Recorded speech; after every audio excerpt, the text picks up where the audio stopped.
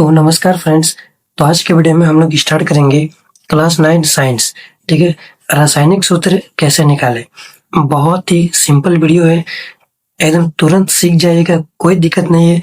बस आप लोग एक काम कर लीजिए, ये जो मैंने लिखा है एक तत्व के नाम, ये आप लोग पूरा याद कर लीजिए। ठीक है, यहाँ पे 18 तत्व दिए गए हैं ऑर्गन तक, ये आप लोग याद कर लीजिए ताकि आप लोग रासायनिक सूत्र आसानी से निकाल सके।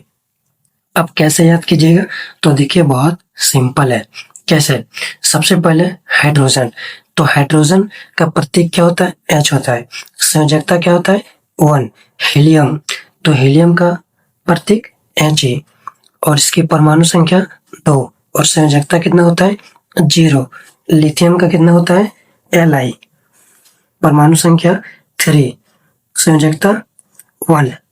ठीक है, बहुत सिंपल है। एक बार पढ़िएगा, 4 बार पढ़िएगा, 10 बार पढ़िएगा, याद हो जाएगा। ठीक है, तो जब तक से ये आप संयोजकता याद नहीं कीजिएगा तो रासायनिक सूत्र नहीं सकेगा निकालने, इसीलिए कम से कम ये वाला याद कर लीजिए। अब हम लोग देखेंगे कि रासायनिक सूत्र कैसे निकालते हैं। ठीक है ना, तो देखो,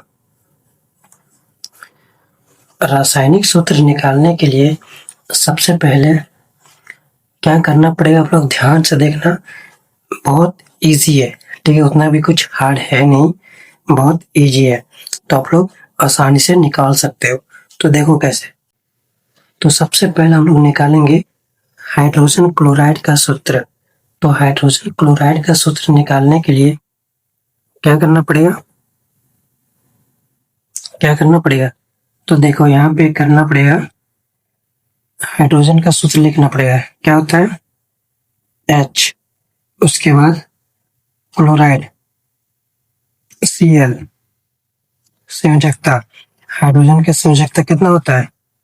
तो 1 होता है, और क्लोराइड का इसका भी 1 होता है।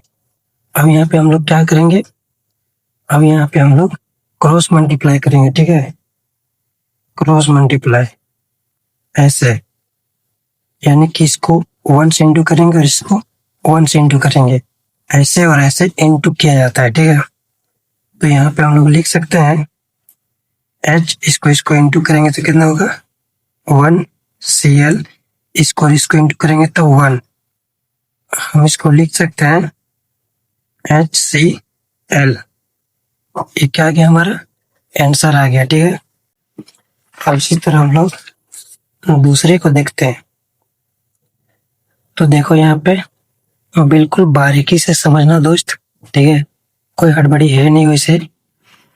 तो समझो यहाँ पे हाइड्रोजन सल्फाइड का सूत्र, तो सबसे पहले प्रतीक हम लोग लिखेंगे। तो हाइड्रोजन सल्फाइड का क्या होता है? हाइड्रोजन का H होता है और सल्फाइड का S होता है। ठीक है, अब हाइड्रोजन का संयोजकता कितना होता है? 1, और सल्फाइड का संयोजकता कितना होता है? सल्फाइड का 2 होता है, 2। ये कितना होता है? 2 होता है। तो H को यहाँ क्या रखेंगे? 2, सल्फाइड का S, तो हमारा आंसर आ गया H2S।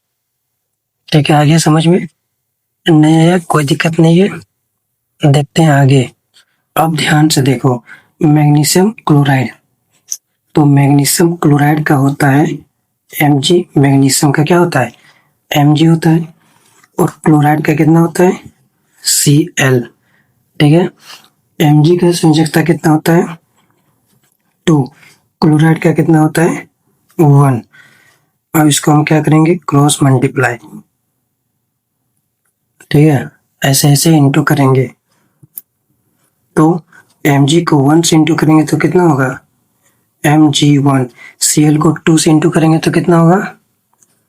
Cl2 होगा ना।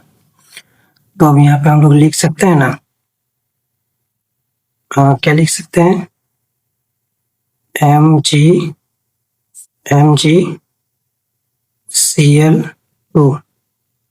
ठीक है, आइए समझ में।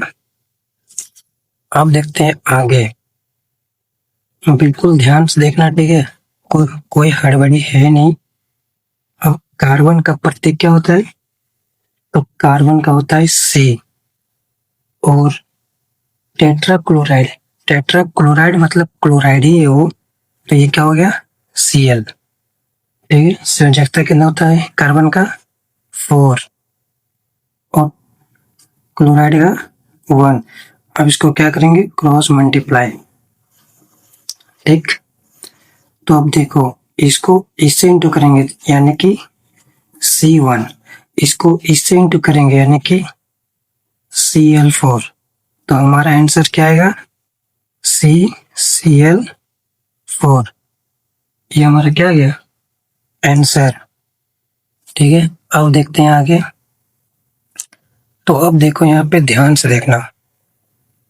ठीक है, तो ध्यान से देखो मैं कैसे बना रहा हूं। तो तत्व प्रतीक एल्यूमिनियम का क्या है Al और ऑक्साइड का O। ठीक है, कोई दिक्कत।